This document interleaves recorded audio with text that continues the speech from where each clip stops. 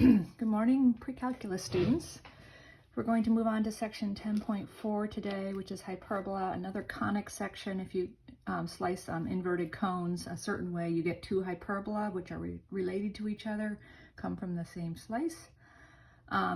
And is what we'll do. Seniors, this is your last unit, and the non-seniors in the class, you'll carry on after this unit. Okay, so what's a hyperbola? It's very similar to an ellipse when it gets to the equation form, with a couple small differences that you'll find out about. But it's similar to the algebra you do is similar to the ellipse, so you'll see. So here is the notes page, page 1. I have filled in the first hyperbola with all the features. We're going to do the second one live here on the video. I know, exciting. Anyway, hyperbola, these two curves that are opposing each other are the hyperbola. They are formed, they're constrained by certain lines. They have asymptotes and some of these same dimensions that we talk about, which are, they have something called a vertex, a focus. There's a center, which is sort of what everything's radiating off of.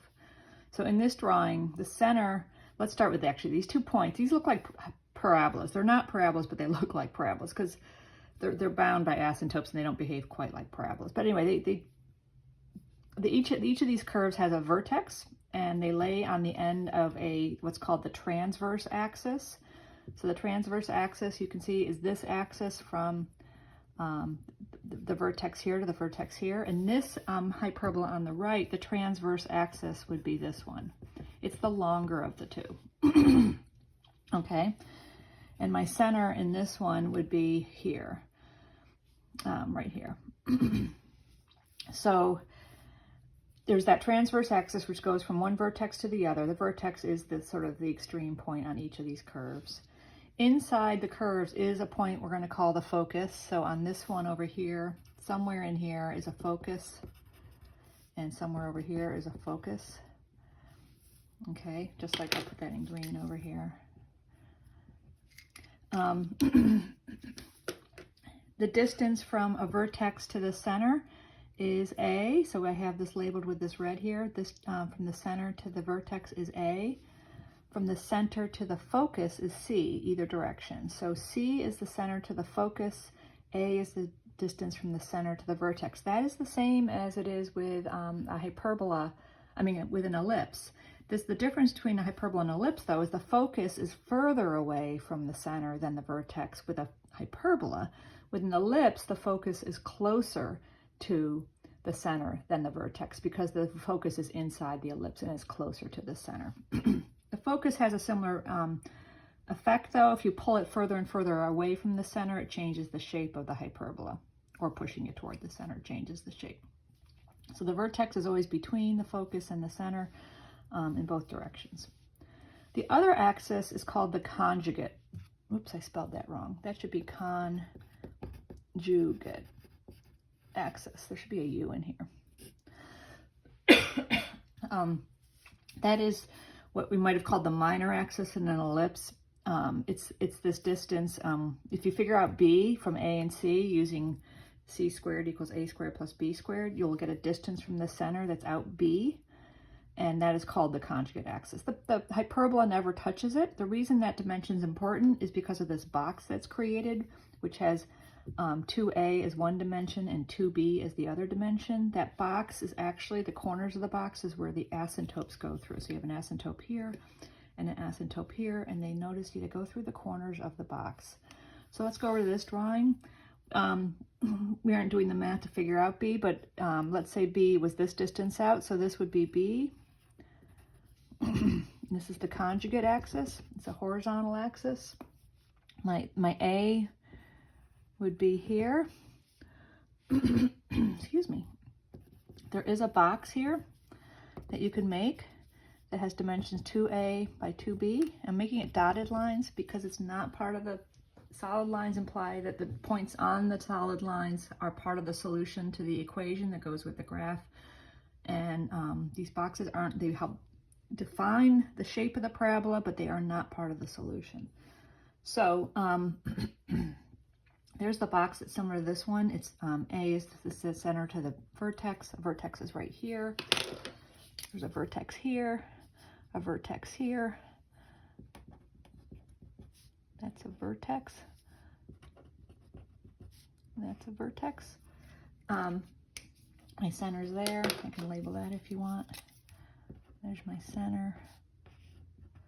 My transverse axis, which is the transverse axis is the longer axis. You might want to make a note of that. Transverse axis is the longer axis. Okay, so in this drawing, the transverse axis will be this one, and the conjugate axis, which is the shorter one, will be this horizontal axis. So this is a vertical transverse axis, this is a horizontal. Now, other features, we have the center point, which is going to be our HK, just like all of these. And then we have these asymptotes. I'm going to draw the asymptotes on the this one on the right. I'm using my nifty old ruler that belonged to my grandfather, Wesley Steele. Has a lot of measurements on it. He was a fairly technical guy. Anyway, let's draw that in. What I'm doing is going through the corners of this box. I'm making a dotted line, semi-dotted. What's that? And these lines I'm drawing right now, the hyperbola will never cross them. These two lines, let's make that a little more dotted looking, are asymptotes. And remember what asymptotes mean are lines that a graph doesn't cross when you hit extreme values. They can squiggle across them briefly in low values, but then when you put in larger and larger x's or y's, they, in this case, the graph will never cross them. So this, if you think about this graph as it's going out here, if you're putting in bigger x's in, this graph's going out, out, out, out, out. It is getting really close to this asymptote, but it will not cross across it. So that's the horizontally oriented and the vertically oriented transverse axis. They look similar, similar to the ellipse. The longer axis is the A, half of it is the A, the shorter axis, half of it's the B. Okay? Now, down here are some of these key features that go into the equation. The center we're going to call HK like we do with the ellipse. The transverse axis, the length of the transverse axis is 2A because A represents the center to the vertex, so we double that to get the whole axis length.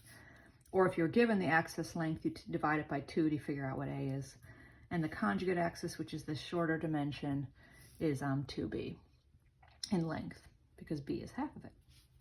And the relationship between A, B, and C in a hyperbola is C squared equals A squared minus plus B squared, not minus.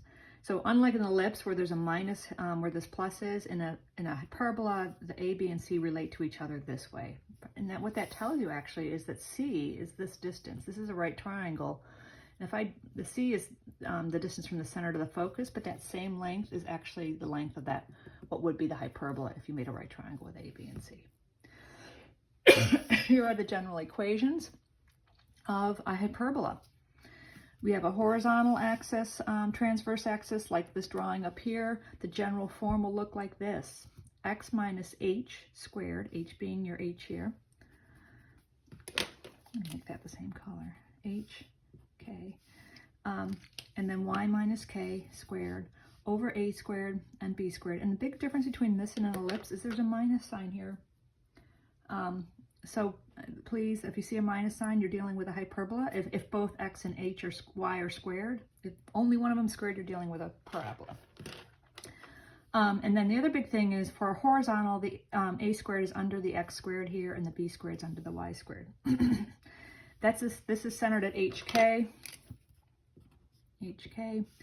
If it's centered at 0, 0, the numerator and denominator become simple, just x squared and y squared, but the denominator stays a squared and b squared in the places you see them with a minus sign.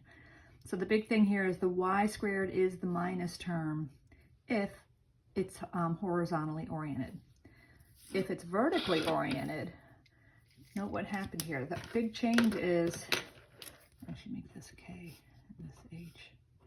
The y minus k, which was on the above the b squared here, now is above the a squared, and the x minus h, which was above the a squared, is now above the b squared.